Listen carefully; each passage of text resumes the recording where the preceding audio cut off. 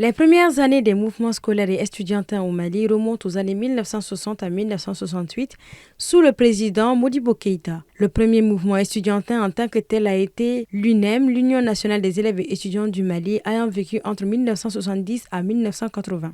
Par la suite, l'UNEM a été dissoute à la suite de l'arrestation de son secrétaire général Abdul Karim Kamara dit Cabral. Le mardi 17 mars 1980, Abdul Karim Kamara dit Cabral a été assassiné, créant d'autres ampleurs au sein des mouvements scolaires et estudiantins. L'UNEM s'est considéré comme l'héritier des combattants du pays pour pouvoir encore poursuivre la lutte.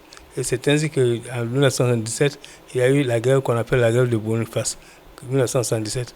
En 1978, le pouvoir ayant compris que l'UNEM est incontrôlable, le pouvoir a donc décidé d'autoriser la création officielle de l'UNEM. 10 ans après la dissolution de l'UNEM, l'Association des élèves et étudiants du Mali, AEM, a été créée. En janvier 1991, elle est l'un des acteurs clés des manifestations qui ont conduit à la chute du régime de Moussa Traoré et son secrétaire général Oumar Mariko participe au CTSP institué par Amadou Toumani Touré le 31 mars 1991. C'est le cahier de doléances de l'AEM qui a été le déclic pour l'avènement de la démocratie au Mali. Notre problème était comment se battre pour faire en sorte que les élèves étudiants soient dans les meilleures conditions de formation. C'est ces 10 dernières années avant la dissolution de l'AEM que l'AEM a complètement changé de vocation. Et nous, anciens de la première ère, on avait même souvent honte d'être indexés comme des anciens de l'AEM. L'AEM a été créée pour défendre les droits des étudiants et des élèves. Des années après, elle a été accusée d'être à l'origine de violences en milieu scolaire et universitaire, ce qui a conduit à sa dissolution totale le mercredi 13 mars 2024 par les autorités de la transition. Une décision survenue après un affrontement entre étudiants qui a fait un mort le 28 février 2024. Et au temps de Modibo Keïta, surtout l'histoire que nous avons comprise, c'est que les membres de l'AEM étaient parmi les meilleurs de l'école. Mais malheureusement, juste après la chute de Moussa Traoré, l'AEM a été politisée. Et je crois que c'est la politisation de l'AEM qui fait qu'aujourd'hui, au moins, elle a été dissoute par les plus hautes autorités.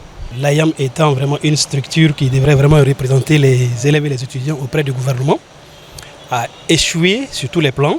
On ne peut pas quand même les abandonner parce qu'ils ont fauté. L'erreur est toujours humaine parce qu'on ne peut pas vraiment laisser l'école malienne sans représentation, sans défense. Parce que sans l'AEM, c'est comme s'il n'y a pas de défense pour les élèves et les étudiants. Aujourd'hui, réunis dans un cadre de collaboration qui est l'amicale des militants et sympathisants de l'Union nationale des élèves et étudiants du Mali, ces anciens militants prônent la mise en place d'une AEM de conviction et de valeur. Notre temps était le temps des combattants engagés pour la défense de l'école malienne. Et donc, dans ce cadre-là, les gens étaient de conviction. C'est pour aujourd'hui, la dissolution de l'AEM n'est pas une surprise pour nous autres qui sommes bien avisés. Parce que nous avons constaté que c'est la meilleure façon de pouvoir sécuriser l'école. Après près d'une année, beaucoup de voix restent partagées sur la dissolution actuelle de l'AEM.